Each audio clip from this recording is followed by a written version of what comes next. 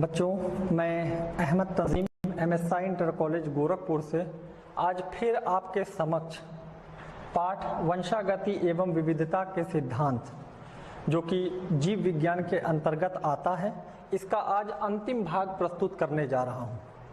बच्चों, अभी तक हम इस पाठ के इस अध्याय के 3 भाग देख चुके हैं, जिसमें भाग 1 में हमने मेंडल के वंशागति के नियम देखे थे और भाग 1 में ही हमको मेंडल के कारकों के बारे में पता चला था। हमको पता चला था कि लक्षणों का निर्धारण कारकों द्वारा होता है और वे कारक एक पीढ़ी से दूसरे पीढ़ी में जाते समय वे मेंडल के वंशागति के नियम को फॉलो करते हैं। फिर जब हम अपने भाग 2 में आए तो भाग 2 में हमको गुणसूत्रों के बारे में पता चला। हमको पता चला कि मेंडल के ये जो कारक हैं, जिनको सन 1909 में जोहानसन ने जीन्स कहा था, ये मेंडल के कारक गुणसूत्र पर होते हैं। तो भाग 2 में हमने वंशागति का गुणसूत्र सिद्धांत देखा था।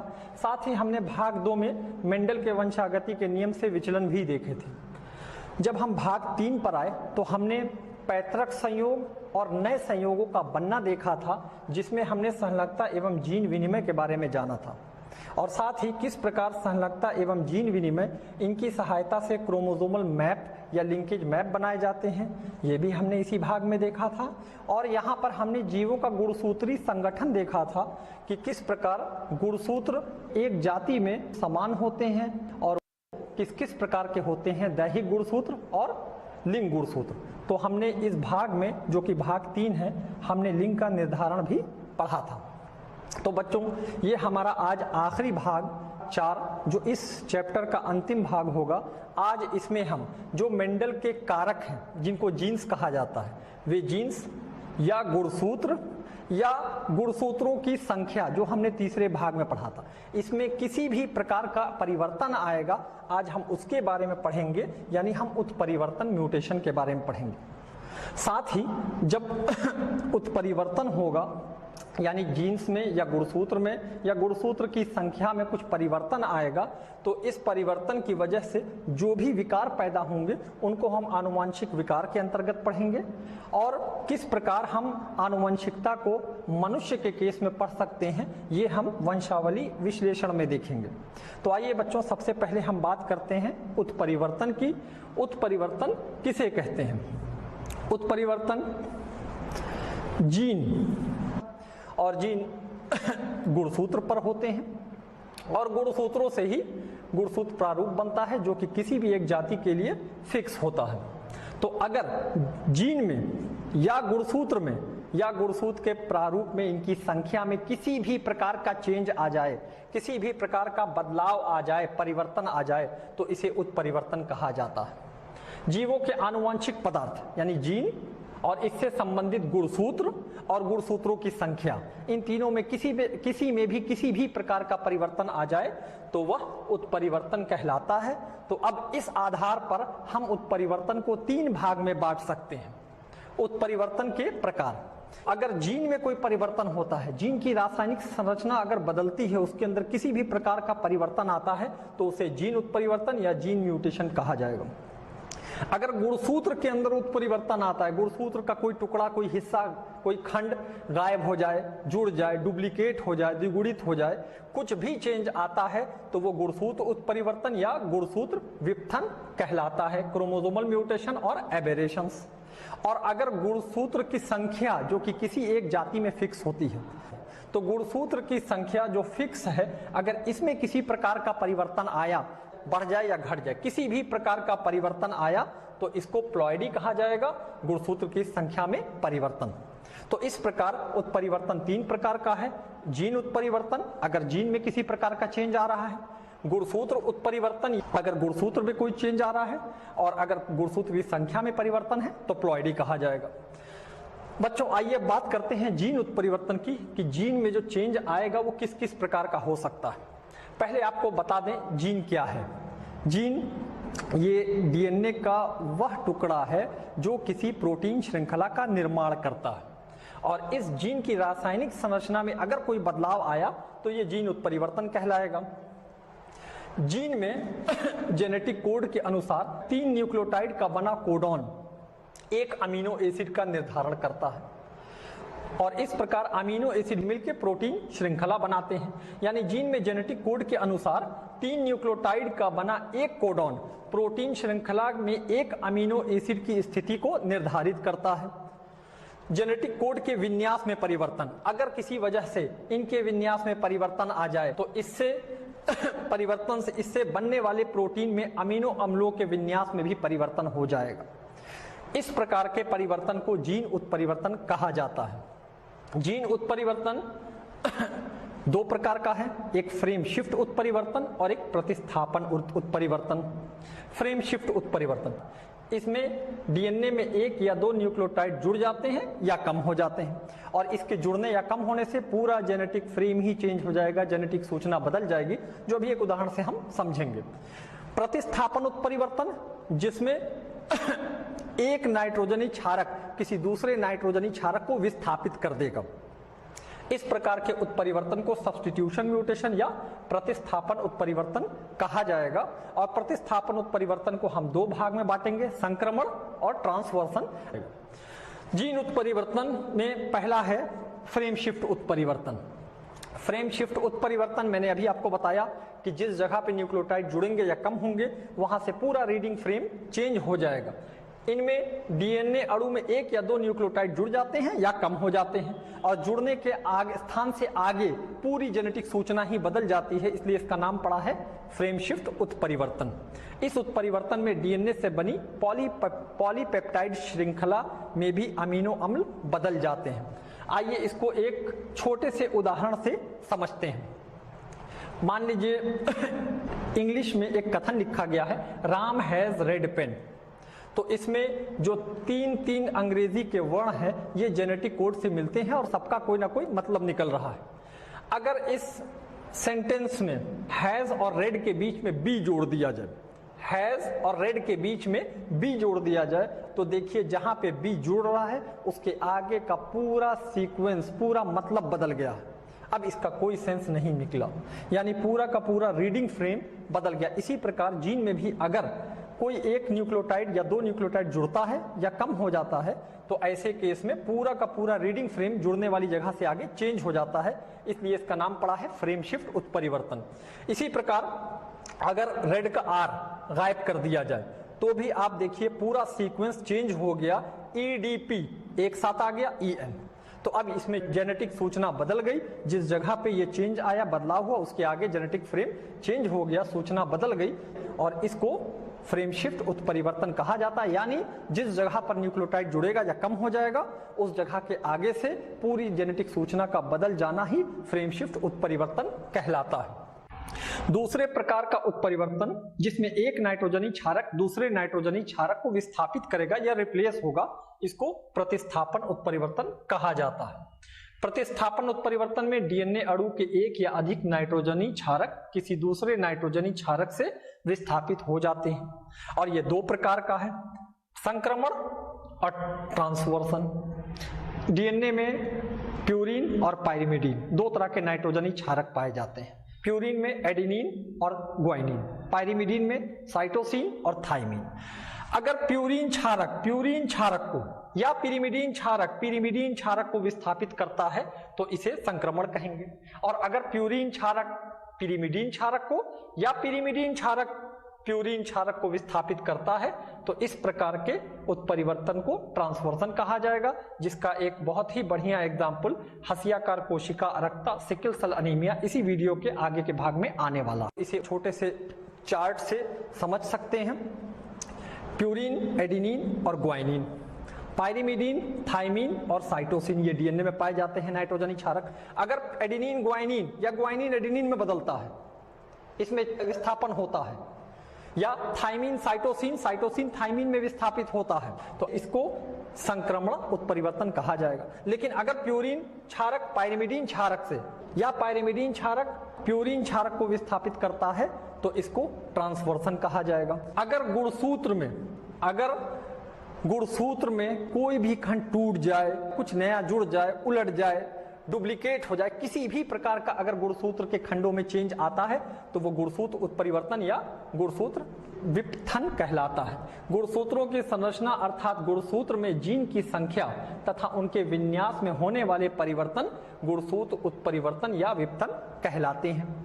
उदाहरण के तौर पे अगर इसके प्रकार देखना है तो मान लीजिए ये एक जीन गुणसूत्र है जिसपे ABCDEF जीन मौजूद है।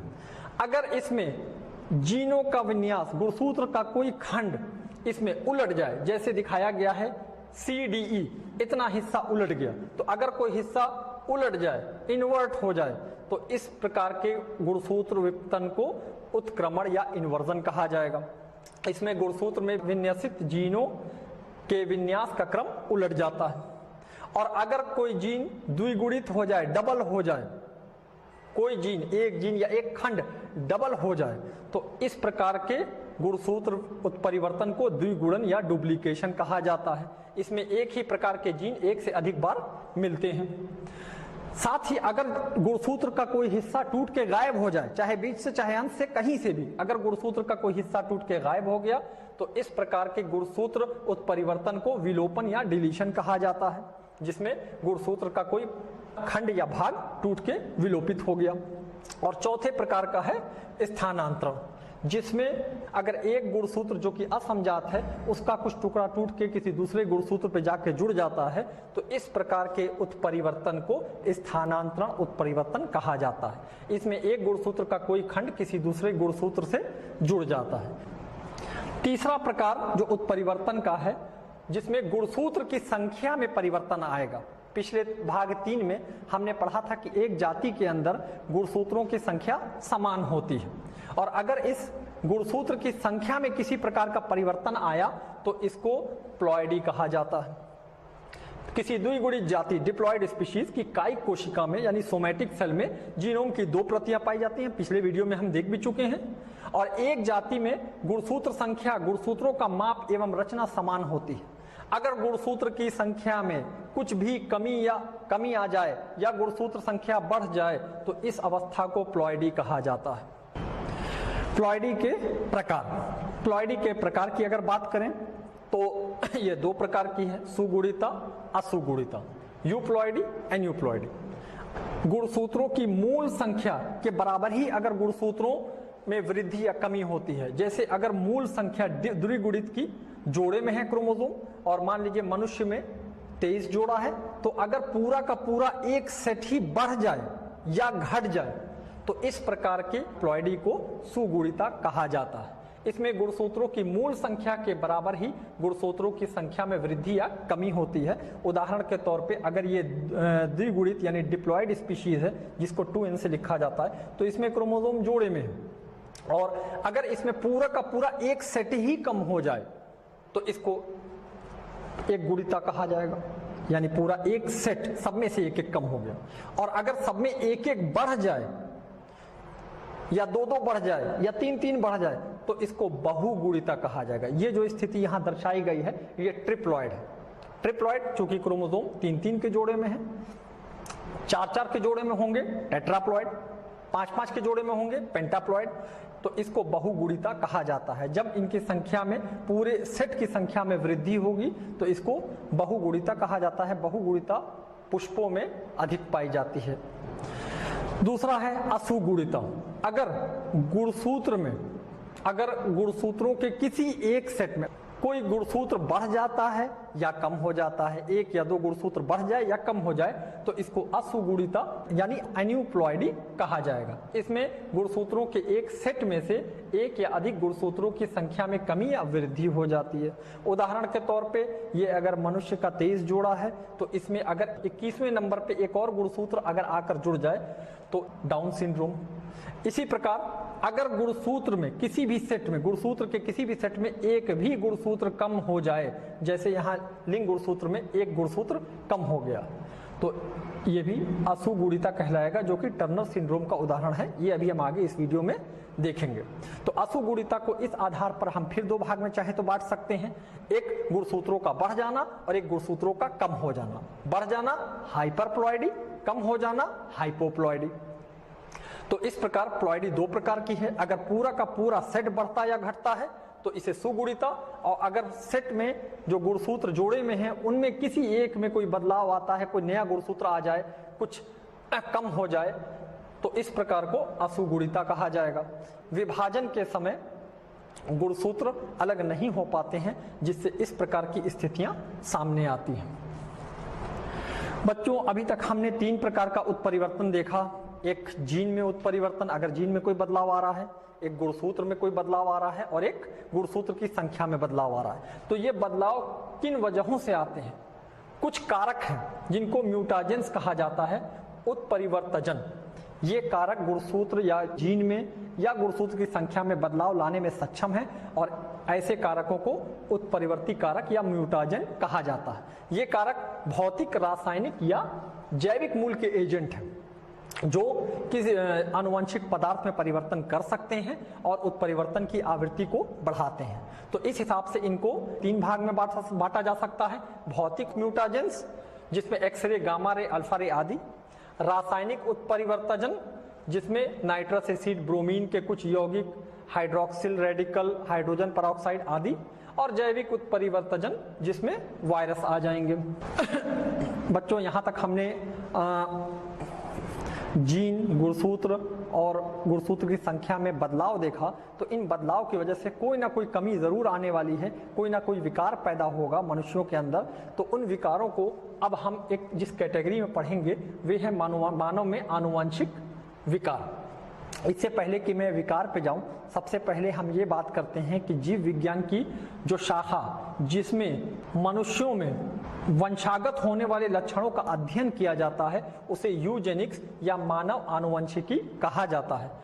सबसे पहले फ्रांसिस गाल्टन ने 1883 में मानव आनुवंशिकी की नींव डाली थी, और इन्होंने इसमें इतना प्रमुख कार्य किया है कि इनको मानव आनुवंशिकी का जनक कहा जाता है।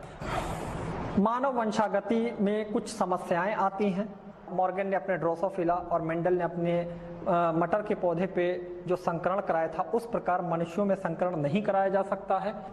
और मनुष्यों में वंशागति के अध्ययन में कुछ समस्याएं आती हैं, जैसे मनुष्यों में प्रयोगशाला में परीक्षण नहीं किया जा सकता, क्योंकि बहुत सारी सामाजिक कठिनाइयां हैं, हम सामाजिक बंधनों में बंधे हैं, तो इस प्रकार हमारे ऊपर प्रयोग नहीं किए जा सकते। साथ ही हमारी जनन क्षमता भी लगभग 20 वर्षों में आती है, और संतानोत्पत्ति की दर भी मनुष्यों में कम है, और मनुष्यों में मिश्रित पूर्वजता पाई जाती है, जिसकी वजह से शुद्ध लक्षण प्राप्त करना कठिन होता है। तो मानव वंशागति को अध्ययन करने के लिए किसी कुटुंब का चयन किया जाता है, और उस कुटुंब की वंशावलियों में किसी लक्षण का अध्ययन किया जाता है, और इस प्रकार के अध्ययन को वंशावली विश्लेषण कहा जाता है। विशेष आनुवंशिक लक्षणों को प्रदर्शित करने वाले कुटुंब की वंशावलियों, किसी फैमिली को चुन लिया और उस फैमिली की वंशावलियों को देखा, और उसमें किसी एक आनुवंशिक लक्षण को चुनकर उनकी वंशागति को पढ़ना, ये वंशावली विश्लेषण या पेडिग्री एनालिसिस कहलाता है। फ्रांसिस गाल्टन ने मानव कुटुंब में कुछ लक्षणों की वंशागति की व्याख्या की थी, जिसमें वर्णांता, हंसियाकार कोशिका, अरक्ता आदि हैं, जो अभी इसी वीडियो में आगे आने वाले हैं। सबसे पहले बात करते हैं वंशावली विश्लेषण किस प्रकार किया जाता है। वंशावली विश्लेषण में जिन सिंबल्स का इस्तेमाल होता है, वो सिंबल यहाँ बने हुए हैं। नर के लिए सिंबल स्क्वायर का है, मादा के लिए गोल सिंबल, सारे सिंबल यहाँ बने हैं। अगर व्यक्ति प्रभावित है तो उसके खाने को रंग दिया जाता है, और मैथुन यानी विवाह को इस प्रकार दर्शाया जाता है। और अगर विवाह संबंधियों में हो रहा है, रिश्तेदारी में हो रहा है, तो इसको इस प्रकार दिखाया जाता है। जनक को ऊपर रखा जाता है, संतति को नीचे रखा जाता है, और बाएं से दाएं जन्म के अनुसार इनको बनाया जाता है, और जो रोग से प्रभावित होगा उसके बॉक्स को रंग दिया जाएगा। आइए वंशावली विश्लेषण का एक उदाहरण देखते हैं। अगर वंशावली विश्लेषण का उदाहरण देखें तो यहाँ पर नर, मादा सिंबल से दिखाया गया है। मादा प्रभावित है, और इसी प्रकार इनके जो अगली पीढ़ी में जो इनके बच्चे हैं उनको उनके सिंबल से दर्शाया गया है, और जो प्रभावित हैं उनको रंग दिया गया है। तो इस प्रकार अलग अलग पीढ़ी को देखा गया है। इसमें एक ध्यान देने वाली बात है कि यदि कोई लक्षण का फिनोटाइप एक पीढ़ी को छोड़कर सामने आए, यानी जनरेशन को स्किप कर रहा हो, कोई लक्षण अगर जनरेशन को स्किप कर दे, एक पीढ़ी को छोड़ दे, 2 पीढ़ी छोड़ दे, तो ऐसे लक्षण अप्रभावी होंगे। और यदि कोई लक्षण हर पीढ़ी में सामने आए तो ऐसे लक्षण प्रभावी लक्षण होंगे। तो इस आधार पर मुझे उम्मीद है आप पहचान सकते हैं कि यहाँ जो लक्षण दिखाया गया है वो अप्रभावी है कि प्रभावी है। और अगर कोई लक्षण नर से मादा में और मादा से नर में हर पीढ़ी में ट्रांसफर हो रहा है, स्थानांतरित हो रहा है, तो इसका मतलब उस लक्षण की जीन लिंग गुणसूत्र पर उपस्थित है। और इस प्रकार मानव की वंशावलियों की स्टडी की जाती है। तो आइए अब बात करते हैं उन विकारों की जो मानव में आनुवंशिक विकार जो पैदा होते हैं। मानव में आनुवंशिक विकारों को दो भाग में बांटा जाएगा। एक मेंडेलियन विकार, अगर किसी एकल जीन में रूपांतरण हो रहा है, उत्परिवर्तन हो रहा है, तो इसे मेंडेलियन विकार कहा जाएगा। और अगर गुणसूत्र में की संख्या में परिवर्तन हो रहा है तो इसे क्रोमोसोमल विकार कहा जाएगा। मेंडेलियन विकार, मेंडेलियन विकार की अगर बात करें यानी एक जीन में, एकल जीन में कोई उत्परिवर्तन होने जा रहा है, तो मेंडेलियन विकार में अलिंग सहलंग विकार यानी वो जीन जो ऑटोसोम यानी दैहिक गुणसूत्र पर उपस्थित हैं, अगर उनमें किसी प्रकार का विकार आता है तो वो कौन कौन से लक्षण हैं। सबसे पहले हंसियाकार कोशिका अरक्ता, यह एक ऑटोसोमल रेसेसिव ट्रेट, ऑटोसोमल अलिंग जिसकी जीन दैहिक गुणसूत्र पर उपस्थित है, अप्रभावी है। यानी जब दोनों गुणसूत्र पर, दोनों समजात गुणसूत्र पर जीन उपस्थित होगी तभी यह प्रभाव दिखा पाएगी। यह जनकों से संतति में तभी प्रवेश करता है जब दोनों जनक जीन के वाहक होते हैं। ये जो विकार है इसका निर्धारण एलील HBA और HBS के द्वारा होता है। HBA एक सामान्य जीन है जो कि हीमोग्लोबिन अणु की बीटा ग्लोबिन श्रृंखला का निर्माण कर रहा है, जिसमें छठे पोजीशन पर ग्लूटामिक एसिड अमीनो एसिड पाया जाता है। जबकि हंसियाकार कोशिका अरक्ता की जो जीन है, जो इसी जीन का म्यूटेटेड फॉर्म है, यानी इसमें उत्परिवर्तन हो चुका है, ये जीन केवल एक उत्परिवर्तन हुआ है जिसमें टी थाइमीन की जगह पे एडिनिन आ गया है। थाइमीन एक पायरिमिडीन है और एडिनिन एक प्यूरिन है। तो चूंकि एडिनिन थाइमीन को विस्थापित कर रहा है तो इसलिए ये एक सब्स्टिट्यूशन म्यूटेशन है जो ट्रांसवर्सन कहलाएगा। तो जब इसमें म्यूटेशन होगा तो इस एक छोटे से म्यूटेशन की वजह से जो mRNA बनेगा उसमें परिवर्तन होगा, और जब mRNA में परिवर्तन होगा तो फिर इस छठवें नंबर के वैलिन आ जाएगा, और इस एक परिवर्तन की वजह से जो RBC का शेप है, जो उसका आकार है, वो द्विअवतल बिंब से यानी कि बाइकॉन्केव से वो दात्राकार या हाशिए के आकार जैसा हो जाएगा। रोग का लक्षण तीन संभव फिनोटाइप, क्योंकि HBA और HBS का तीन संभव फिनोटाइप है, HBA HBA, HBA HBS और HBS HBS। तो तीन संभव फिनोटाइप में केवल HBS HBS यानी जो समयुग्मकी व्यक्ति होगा उसी में दर्शित होता है। समयुग्मकी में विषम युग्मकी व्यक्ति रोग का वाहक होगा। जो अगला विकार है वो phenyl ketone urea. Phenyl ketone urea ये भी एक अलिंग क्रोमोसोम संलग्न अप्रभावी लक्षण है, जिसमें रोगी व्यक्ति में फेनाइल एलिनिन अमीनो अम्ल को टायरोसिन अमीनो अम्ल में बदलने के लिए आवश्यक एक एंजाइम की कमी हो जाती है। फेनाइल एलिनिन टायरोसिन, यह हमारे शरीर में टायरोसिन में बदलता है, और इसको बदलने के लिए एक एंजाइम है जिसका नाम है फेनाइल एलिनिन हाइड्रोलेज। ये एंजाइम फेनाइल एलिनिन को टायरोसिन में बदलती है, और इसके जीन में किसी प्रकार का परिवर्तन हो जाए तो ये एंजाइम काम नहीं करेगी, और ऐसे केस में हमारे शरीर में, हमारे रक्त में फेनाइल एलिनिन जमा होने लगेगा, और इसके जमा होने की वजह से फेनाइल पायरुविक अम्ल और अन्य व्युत्पन्न सामने आएंगे, जिसकी वजह से मानसिक दुर्बलता सामने आएगी, और साथ ही साथ ये मूत्र के साथ भी विसर्जित होते जाते हैं। इस प्रकार के विकार को फेनाइल कीटोन यूरिया कहा जाता है। तीसरा जो विकार है वो एक रक्त का विकार है, जो अलिंग क्रोमोसोम लंग सहलंग अप्रभावी यानी ऑटोसोमल रेसेसिव ट्रेट है। ये रक्त का विकार है। इसमें भी रक्त में हीमोग्लोबिन की श्रृंखला प्रभावित होती है। हीमोग्लोबिन 4 प्रोटीन श्रृंखला से बना है, 2 अल्फा 2 बीटा। यह विकार हीमोग्लोबिन बनाने वाले ग्लोबिन की किसी एक श्रृंखला अल्फा एवं बीटा किसी भी श्रृंखला की संश्लेषण दर में कमी आने की वजह से होता है। जब जनक युगल के दोनों सदस्य अप्रभावी जीन के वाहक होंगे यानी विषम युग्मकी होंगे, तब यह संतति को वंशानुगत प्राप्त होगा, यानी ये जीन जब माता पिता दोनों में पाई जाएगी तभी ये अगली पीढ़ी में संतति को प्राप्त होगा और संतति रोगी होगी। परिणामतः विकृत हीमोग्लोबिन का संश्लेषण होता है तथा रक्ताल्पता एनीमिया हो जाती है। अगर इसके प्रकार की बात करें तो अगर अल्फा चेन में डिस्टरबेंस आया, अल्फा श्रृंखला में बदलाव आया, तो इस प्रकार के थैलेसीमिया को अल्फा थैलेसीमिया, और अगर बीटा चेन या बीटा प्रोटीन में अगर कोई बदलाव आता है तो इसको बीटा थैलेसीमिया कहा जाएगा। इसमें अल्फा ग्लोबिन श्रृंखला का उत्पादन प्रभावित होता है और उसमें बीटा ग्लोबिन श्रृंखला का उत्पादन प्रभावित होता है। इस रोग का नियंत्रण क्रोमोसोम 16 पर 2 जीन HbA1, HbA2 इसके द्वारा नियंत्रित होता है, और इस रोग का नियंत्रण क्रोमोसोम 11 पर एकल जीन द्वारा नियंत्रित होता है। यह 4 विकल्पी एलील, चूंकि 2 एलील इसके 2 एलील इसके में से किसी एक अथवा अधिक जीनों के उत्परिवर्तन या अथवा विलोपन के कारण अभिलक्षित होता है, और ये एक अथवा दोनों जीन में उत्परिवर्तन के कारण होता है। तो इस प्रकार थैलेसीमिया 2 प्रकार का है। अब बात करते हैं लिंग सहलंग विकार की, जिसमें वर्णांता, यह एक सेक्स लिंग रेसेसिव ट्रेट है, यानी इसकी जीन लिंग गुणसूत्र पर उपस्थित है।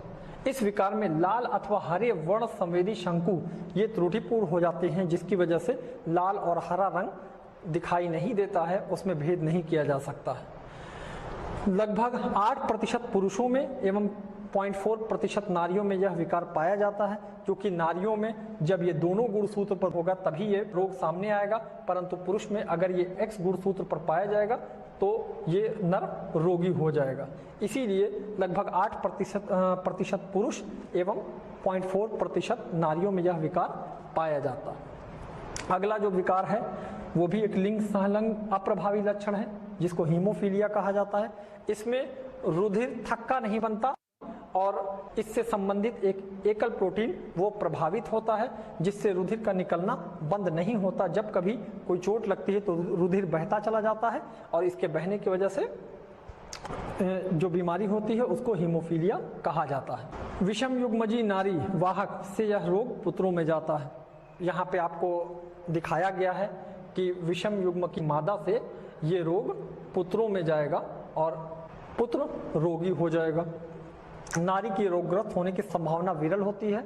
वजह यही है कि जब तक ये दोनों गुणसूत्र पर नहीं उपस्थित होगा तब तक मादा रोगी नहीं हो सकती है। अब बात करते हैं क्रोमोसोमल विकार की, यानी जिसमें गुणसूत्र की संख्या में अगर कोई परिवर्तन आए। सबसे पहले डाउन सिंड्रोम।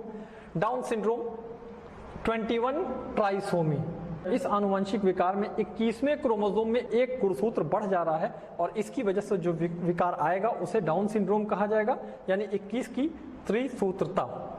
और सबसे पहले इस विकार को लैंगडम डाउन ने 1866 में खोजा था। ऐसे व्यक्ति छोटे कद और छोटे गोल सिर वाले होते हैं, जीभ में खांच पाई जाती है और मुंह आंशिक रूप से खुला रहता है। साथ ही चौड़ी हथेली में अभिलाक्षणिक पाम कीज यानी अगर आप इनके हाथ को देखेंगे, पहले आप अपने हाथ को देखिए तो सीधी 2 रेखाएं दिखाई देंगी, एक और एक 2, मगर इनके हाथ में केवल एक रेखा दिखाई देगी, जो इस बीमारी विकार का कैरेक्टरिस्टिक फीचर है। शारीरिक और मानसिक विकास अवरुद्ध रहता है। दूसरा जो प्रकार है क्रोमोसोमल विकार में वो है क्लाइनफेल्टर सिंड्रोम। इसमें लिंग गुणसूत्र में एक X गुणसूत्र बढ़ जाता है, और इस एक X गुणसूत्र के बढ़ने की वजह से क्रोमोसोम संख्या 47 हो गई, एक बढ़ गई। और ऐसे व्यक्ति समग्र रूप से तो पुरुष होते हैं, परंतु इनमें मादा लक्षण भी व्यक्त हो जाते हैं, और ऐसे व्यक्ति बांझ होते हैं।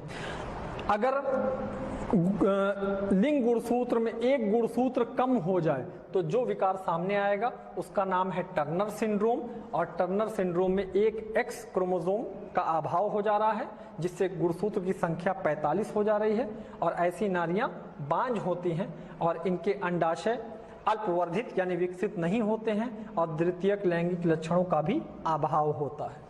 तो बच्चों, आज हमने उत्परिवर्तन के बारे में जाना। इन उत्परिवर्तन से जो विकार सामने आएंगे, हमने उन विकारों को भी 2 कैटेगरी में देखा, एक मेंडेलियन विकार और दूसरा क्रोमोसोमल विकार, और साथ ही मानव में किस प्रकार वंशागति का अध्ययन किया जाएगा ये हमने पेडिग्री एनालिसिस में देखा। मैं आपको यहाँ पर कुछ अभ्यास कार्य दे रहा हूँ। अगर आप इन अभ्यास कार्यों को कर लेते हैं तो इसका मतलब आप कुछ वीडियो समझ में आ गया है, और अगर आप नहीं कर पाते हैं तो एक बार दोबारा इस वीडियो को देखिएगा।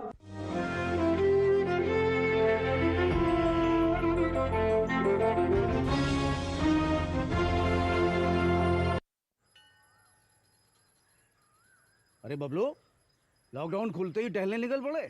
महामारी अभी फैली हुई है। सरपंच जी टहलने नहीं, कहाँ पे वापस जा रहे हैं? तुझे डर नहीं लगता वायरस पकड़ लेगा? पहले थोड़ा बहुत डर लगता था, फिर पता चला कि अगर मैंने पूरी सावधानी बरती तो ये बीमारी होने की संभावना कम है। सबसे महत्वपूर्ण है ये मास्क। काम पर मास्क हमेशा पहनूंगा, समय समय पर हाथ धोता रहूंगा और दूसरों से हर वक्त कम से कम 2 गज की दूरी बनाए रखूंगा। खुद को, दूसरों को और अपने परिवार वालों को भी सुरक्षित रखूंगा। अरे भाई, मेरी जिम्मेदारी बनती है तुझे चेतावनी देना, सो दे दिया। जब देश के मेडिकल और स्वच्छता कर्मचारी रोज कोरोना वायरस से लड़ने का काम कर रहे हैं तो हमारी भी तो जिम्मेदारी बनती है अपना